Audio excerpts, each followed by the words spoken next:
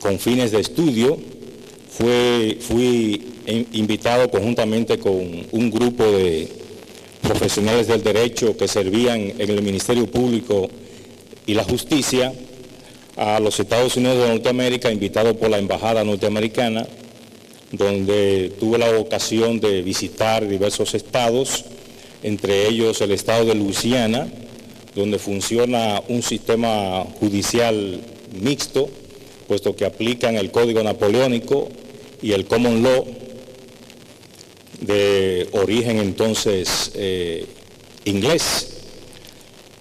Experiencia muy importante que pude vivir en ese estado de la Unión Americana, donde en la Universidad de Loyola y Tulane tuvimos entonces la oportunidad de conocer el funcionamiento de las instituciones judiciales de ese país, y posteriormente en el 2002 tuve la ocasión de viajar a España en la Escuela Judicial de Barcelona, donde hice un curso de formación judicial superior intitulado Dimensión Jurídica de la Integración Política y Económica, para conocer todo ese proceso integracionista que se ha dado en Europa, lo cual nos permitió entonces conocer en gran medida el funcionamiento de las instituciones españolas, el Tribunal Supremo, que tuvimos la ocasión de visitar, el Tribunal Constitucional, entre otras instituciones que fueron creadas básicamente en la Constitución Española del año 1978. Básicamente, en una síntesis apretada, ahí radica mi presentación ante ustedes, y de inmediato me someto a las preguntas que ustedes puedan tener para mí. Muy bien, magistrado, muchas gracias por su presentación. Yo le empezaría por entender su criterio en torno a una afirmación establecida en nuestra Constitución de que el territorio de la República Dominicana es inalienable. ¿Qué significa exactamente que el territorio es inalienable? Bueno, lo que implica esto es que como la República Dominicana se fundamenta básicamente en su soberanía y en el principio de no intervención, de forma tal de que cuando acontece alguna ocupación de una fuerza extranjera, en esa ocasión se viola la soberanía nacional y el principio de no intervención. Pero igualmente implica esto que, como históricamente se dieron muchos intentos de gobiernos nacionales, como fue el gobierno de Lilis y el gobierno de Báez, que en ocasiones pretendieron vender parte del territorio dominicano a potencias extranjeras, en ocasiones a Francia, básicamente, entre otras naciones. Eso dio lugar a que el constituyente dominicano entonces estableciera ese principio de que el territorio dominicano era inalienable, en el sentido de que no podía disponerse de él, venderse, como si se tratara de una mercancía común y corriente. ¿Pero usted estaría de acuerdo que los conceptos de soberanía, no intervención y carácter no alienable del territorio serían tres conceptos distintos, aunque complementarios? Ciertamente. Bien. Magistrado Procurador General. Sí, magistrado. Vamos a ver un caso hipotético. Se ha establecido de manera científica que el cigarrillo es dañino a la salud. En el caso hipotético de que el Congreso Nacional promulgue una ley que prohíba de manera definitiva el uso del cigarrillo en República Dominicana, ¿se estarían vulnerando derechos fundamentales? ¿Es esto posible?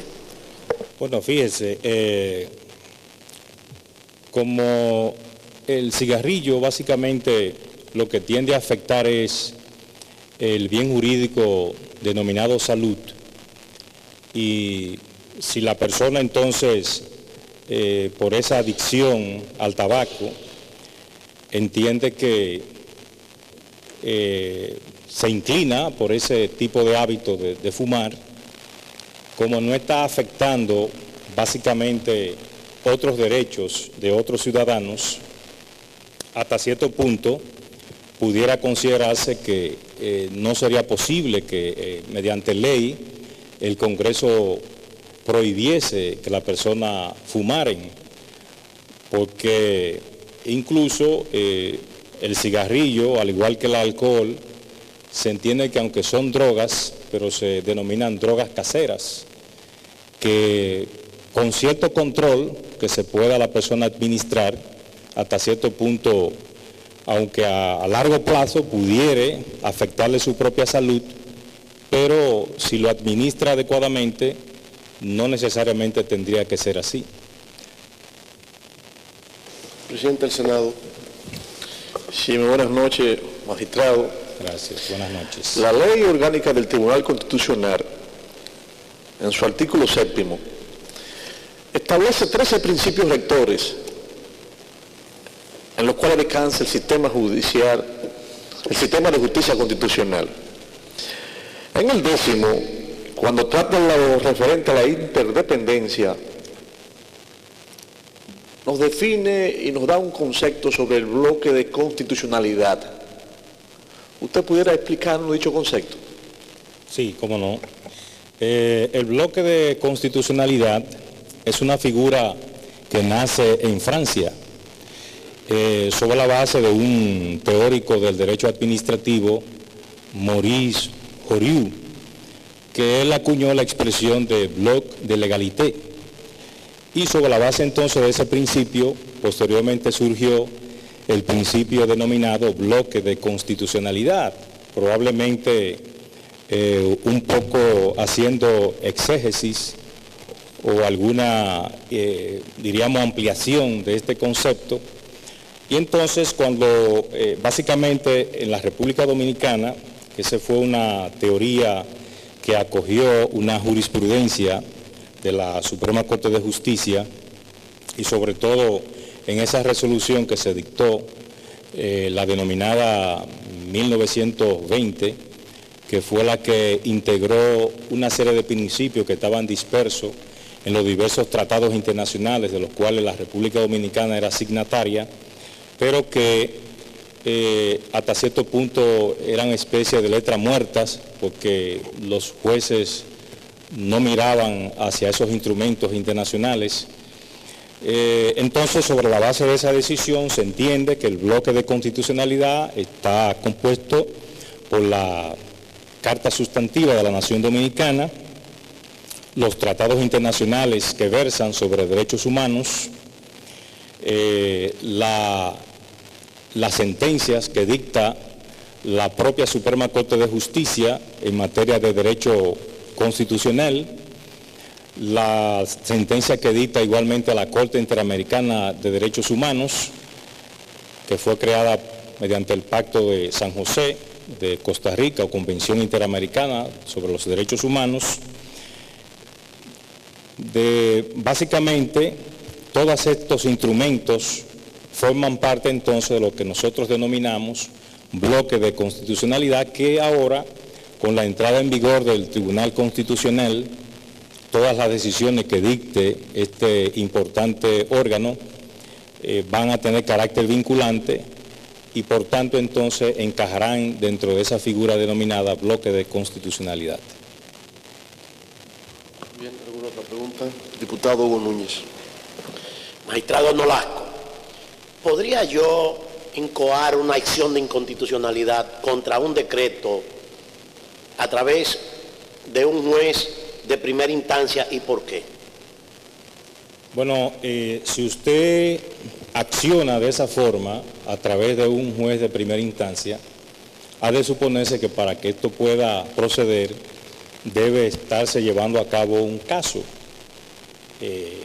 y que entonces ese decreto contenga alguna norma que sea contraria a la Constitución de la República y sobre esa base entonces usted invocaría la excepción de inconstitucionalidad de ese decreto porque le lesiona derechos particulares que usted está invocando en ese proceso judicial que usted esté inmerso como parte accionante.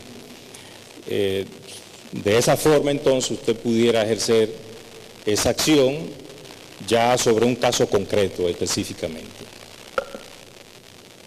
Bien, magistrado Daniel Nolasco, muchas gracias por su comparecencia esta noche. Mucha suerte en sus aspiraciones. Sí, muchas gracias a todos y pasen buenas noches. Muchas gracias.